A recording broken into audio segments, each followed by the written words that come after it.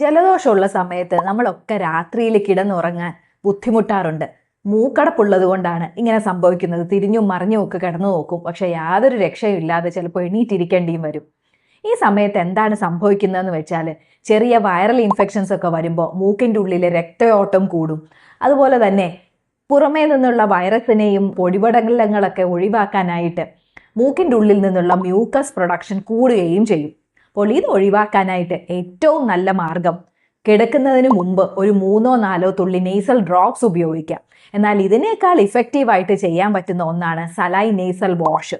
ഒരു 200 ml വെള്ളം എടുക്കുക, 1/2 ടീസ്പൂൺ ഉപ്പും കൂടെ ഇട്ട് നല്ലവണ്ണം തിളപ്പിച്ചാറിച്ച് വെള്ളം ചൂടാറിക്കഴിഞ്ഞാൽ ഒരു 10 ml സിറിഞ്ച് ഉപയോഗിച്ച് നമ്മുടെ മൂക്കിലേക്കൊന്ന് ഫ്ലഷ് ചെയ്ത് കൊടുക്കാം, ഒരു വാഷ് ബേസിൻ്റെ മുന്നിൽ നിന്ന്.